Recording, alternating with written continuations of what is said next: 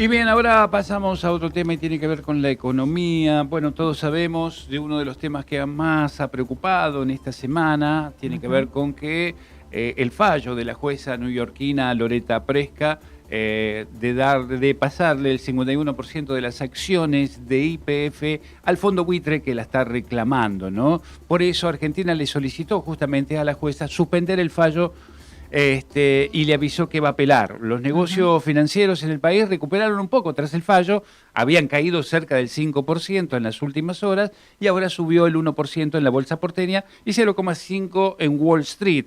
Esto es lo que se viene de alguna manera, pero para profundizarlo lo tenemos en línea, ha tenido la amabilidad de atendernos Marcelo Ramal, economista, para hablar justamente sobre este tema.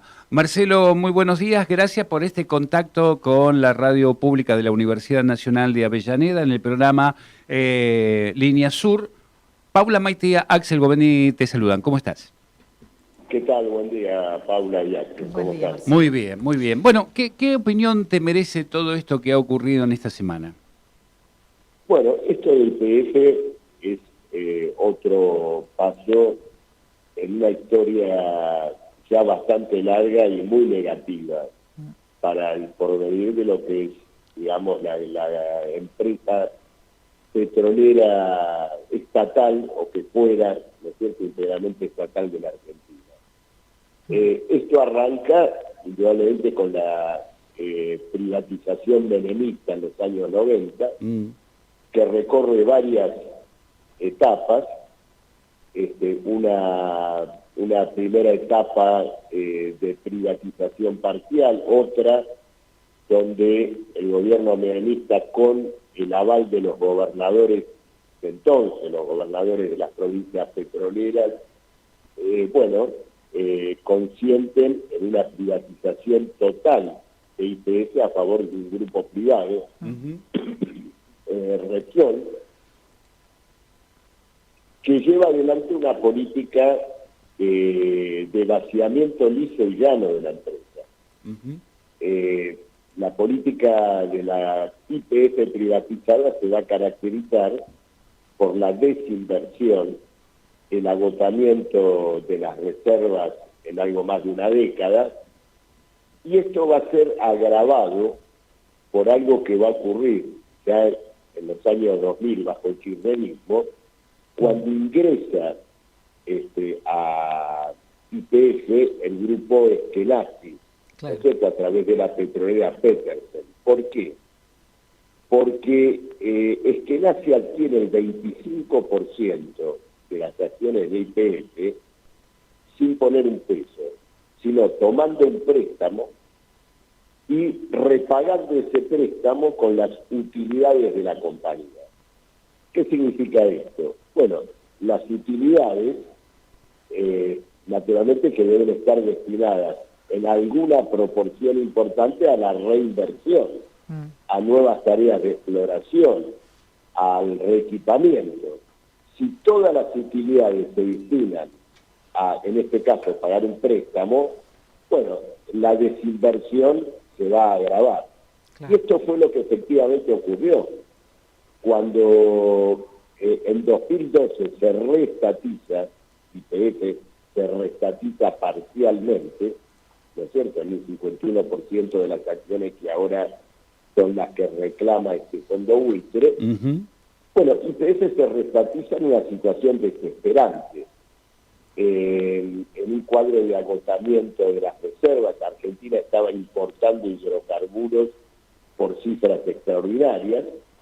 Bueno, y bajo esas condiciones se hace una expropiación de las acciones privadas, con una primera versión, un primer anuncio del entonces ministro Kicillof, en el sentido de que Repsol no iba a ser resarcida justamente por todo este vaciamiento, pero esa decisión se retrotrajo y finalmente se le pagaron 5.000 millones de dólares a Repsol.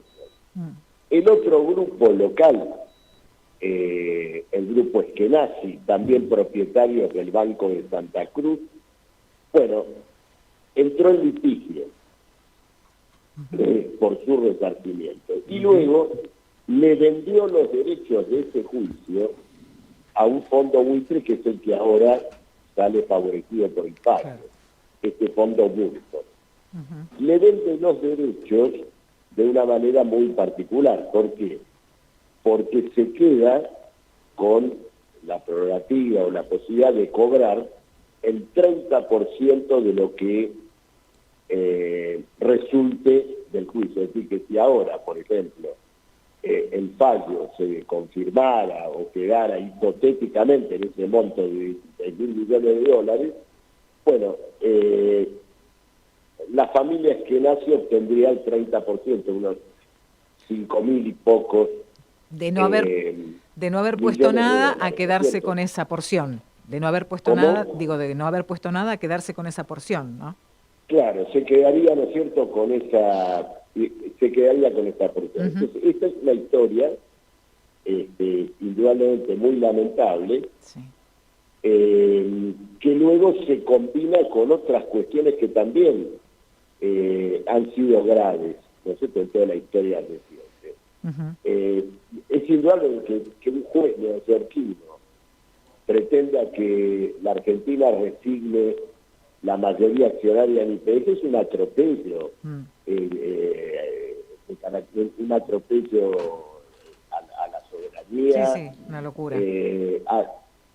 a todos los principios que se quieran establecer en ese plano, pero es habilitado por algo que ya se convirtió en costumbre en todos los arreglos de deuda o en este tipo y en las privatizaciones también, que es darle jurisdicción a tribunales extranjeros. Claro. ¿No es cierto? ¿Qué es lo que ocurre en este caso? Ahora, tenemos estas responsabilidades y luego tenemos las responsabilidades del actual gobierno que, para decirlo, ¿no es cierto?, en términos así populares, durmió la pelota desde que esta crisis empezó a incubar. Claro. Evitó intervenir, dio respuestas de forma a las resoluciones de Presca y yo me animaría a decir que la dejó pudrir. Claro.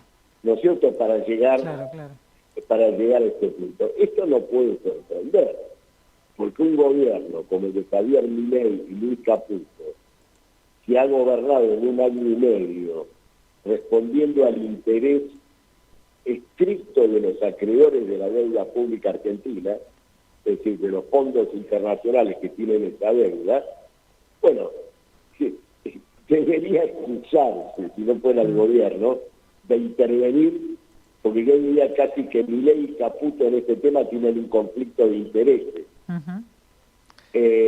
Por estar en el gobierno deberían litigar a IPF, pero sus móviles económicos pasan por el otro lado del mostrador. Claro.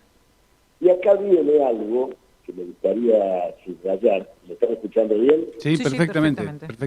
Acá viene algo que me gustaría subrayar. Hay que leer entre líneas el fallo de la jueza y los fallos de la jueza. Ahora les digo por qué. Primero porque este fallo revisa una resolución anterior donde la jueza Presca había establecido que un resarcimiento por este tema al fondo Woodford tenía que ser pago por el Tesoro Nacional. Ahora ella se corrige y dice no, el resarcimiento lo tiene que poner IPF con su mayoría accionaria.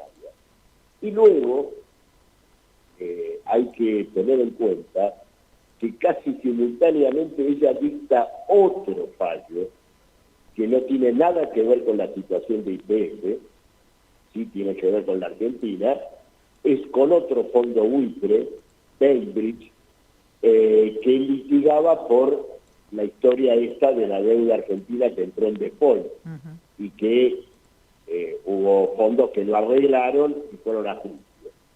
Entonces, este fondo va a juicio, Presca le dicta un resarcimiento, pero oh casualidad, en la resolución establece que Argentina tiene que resarcir a este fondo buitre, ¿con qué?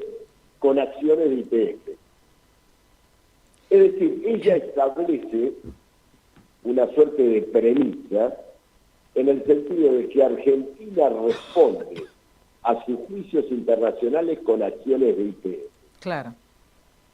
Entonces, acá está el diseño de una reprivatización integral. Uh-huh.